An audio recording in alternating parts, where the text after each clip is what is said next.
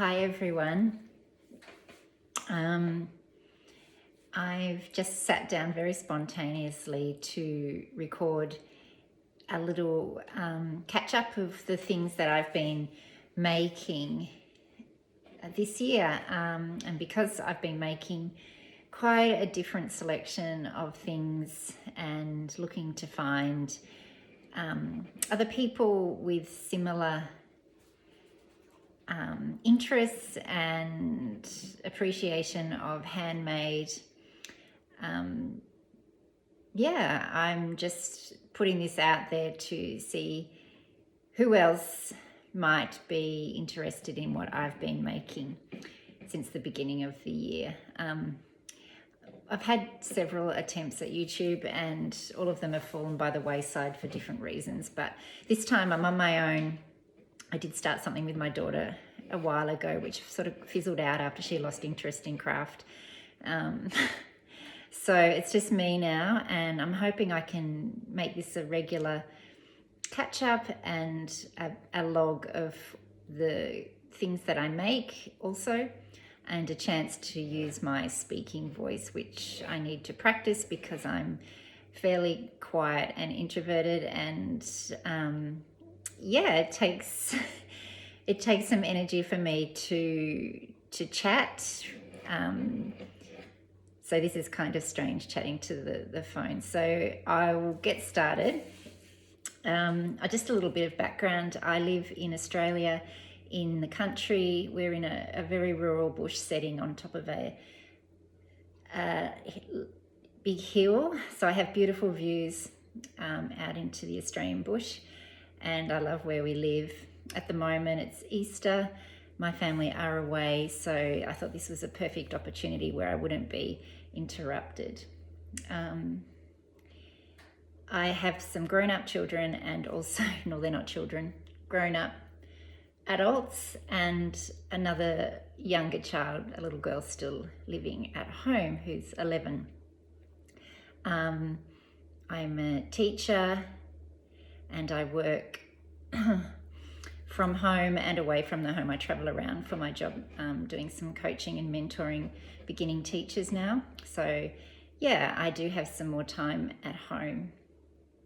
All right, that's enough chit chat. I'll start off by sharing the first item that I finished at the beginning of the year. And it was a pair of socks, and these were actually a test knit that I did for a Brisbane designer, and she kindly sent me the yarn to make the socks in after I'd given her a kind of vision of the palette that I liked. So yeah, these are the socks by Chardyglen. I'll put this on the screen when I attempt to edit. But these are beautiful. These are a cable. I'll just hide in here. It's not really a cable. I'm trying to think, was this a mock cable or a real cable? I actually can't remember because it was back in early January. I'll have to look that up and put it on the screen. But they came out so beautifully, and the pattern's now been released. It's just a basic heel turn, heel flap and gusset. And I have the second one. You might be able to see the pattern a bit more. Yeah, so they're a little bit shorter than what I normally make, but they fit me beautifully. The wool's stunning. I love knitting socks. They're a good in-between project. When I can't think of anything else to make, I'll just start a pair of socks. And my preferred method of sock knitting is DPNs, but these were magic loop, which was what the pattern called for. So really happy with them. Secondly, I had some beautiful silk cotton yarn that I wanted to use, and I only had 2 skeins. So I did a quick search and came across the mini mock tank by Jessie Maed, M-A-E-D. and that is here. I really like high neck garments. They just suit me better. This looks really nice on it, and I like wearing it with high-waisted skirts and pants. It's really nicely finished, and it kind of doesn't come too low under the arms. It's razor back, but not severe razor back. So yeah, I was really happy with this. The pattern was easy, and I'd highly recommend this pattern. It's all in one piece. There's no seaming. Yeah, I think this was might have been 8-ply yarn. So even though it's 8-ply, it's really light and really soft. One thing that I did notice though, because you're knitting in the round or flat up until the armholes, and then you start knitting in the round, my tension did change a little bit, which I not noticed before. I haven't blocked this, but you can see my knitting in the round, where I'm just knitting every row rather than purling, is a little bit looser, but you can't, unless you were a hard and fast critical knitter, you wouldn't notice. So that's that one. And then I had some other lots and lots of cotton that I've accumulated over the years, and I don't really use it too much, and I wanted to use it because it's just sitting there. I decided to look for a pattern there that I would be able to incorporate a few of my different colors. And I don't always go to Ravelry for patterns. I go back through my magazines, I go back through books, I go to the op shops, I go to the library, because I like having a hard copy in front of me. I don't know, I just like flicking through books and magazines. So this pattern is from this magazine, Knitting. It's probably 2 years ago, it's an English publication. And this is the garment. It's a striped raglan jumper or pullover in an 8-ply. Yeah, so that's what I decided to make because that's what quantities of cotton I had. So I chose to use all my purples, and here it is. So you can see it's seamed, and seaming doesn't worry me. It used to, but I've gotten a lot better at it over the years. And I can make it look fairly neat now. So my seams are done.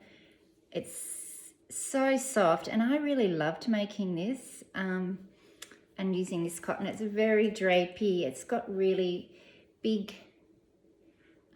it's got an unusual kind of a broken rib cuffs, and the same at the bottom. I gave it a really long hem. Actually, that's what the pattern called for, and I really like that it sits just below my waist. And it's got all these shades of purple and some kind of an egg yellow occasionally. And then I had a lot of this Bendigo cotton white, or it's kind of an off-white. And then I picked up stitches and did around the neck. So I'll probably wear that. I've been wearing it a lot on the cooler days. Today I think this would have to be the last hot day we're having. We're having a late heat wave over Easter. So I did wear that mini mock tank yesterday, but I definitely wouldn't be able to wear this today. It's too warm. It's also bracelet length sleeves, which I really love, and wide cuffs. And I'm kind of thinking as I get older that oversized feels more comfortable. So yeah, that's that one. Really happy with that one. And then I'll share some of my current projects. This weekend, I thought I would like to start, just because I had quite a few days on my own and perfect opportunity to start something. I just felt like a fresh start and a new project. So I went to Spotlight. They were having a big sale, and I'd watched a podcast where a YouTuber had made a hexagon granny cardigan, and I really liked it, and I like crocheting, and I was just a bit tired of my other knitting projects, so I'll share my hexagon crochet cardigan. Now, I only started this about 3 o'clock yesterday, and I went and got some, these are the Karen, oh goodness, these are these big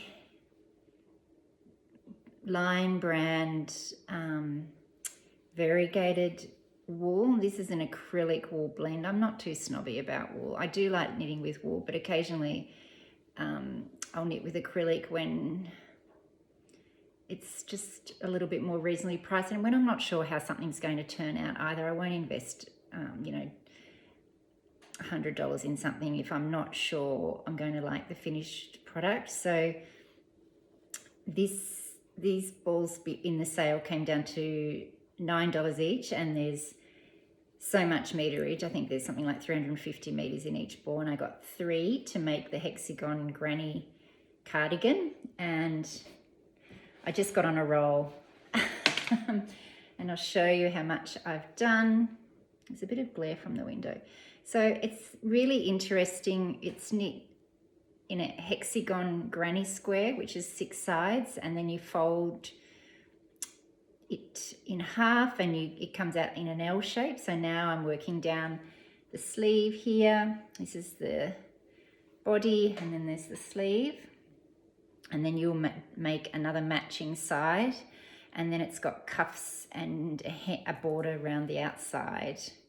So I'm not sure yet whether I'll keep it kind of waist height or whether I'll do like a jacket, one that comes down to my thighs. I really like that style of long line jackets. So yeah, it's just amazing. Crochet so much quicker than knitting. And I was really in the mood for it, and I wasn't sure about these colors. They're kind of,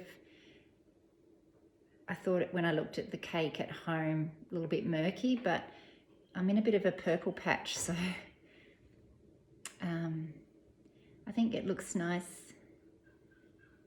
They're looking nice together, and I think the warmer tones through the winter will work as well. So yeah, I'm keen to keep working on that tonight. The other project that I've been working on for a little while now, probably 4 weeks, is another test knit for, she's a Danish designer. She's called Mipi, M-I-P-I, and this is called the Sierra sweater. It hasn't been released yet. We're still in the testing phase. And I'm using Bendigo Woolen Mills 10-ply luxury. So it's worsted weight. And this has got bobbles and cables and moss stitch, and it's very slow going. I'm just stalled on it a little bit. There's so many bobbles, and I at first thought they were a bit of a novelty and quite like doing them, but now, I don't know, I've just put it aside while I'm having a break. But I'll show you how it's coming. It's all in one piece. So this is it. I'll just come into the camera. You can see it's got like a little tulip flower as a center panel. And then it's got cables down the sides. There's actually cables along here and more bobbles. And then so you actually start from the back. This is the back, same pattern on the back. Come in and closer. And you do the back and the armhole and the shoulder shapings at the back, and then you pick up stitches and work the fronts until you're ready to join in the round. I have joined in the round now for the body. I'm just working down the body. There's a little way to go. It will be fairly cropped, but I've still got a way to go, and it's got quite oversized sleeves as well with some of this pattern on the sleeves. So yeah, I think it's really pretty. I've chosen this taupe kind of color, neutral, and I've still got to pick up stitches for the neck. I think it's a double folded neckband. Yeah, I'll get back to it. I'm just taking a break. I'm much more interested in this crochet cardigan at the moment.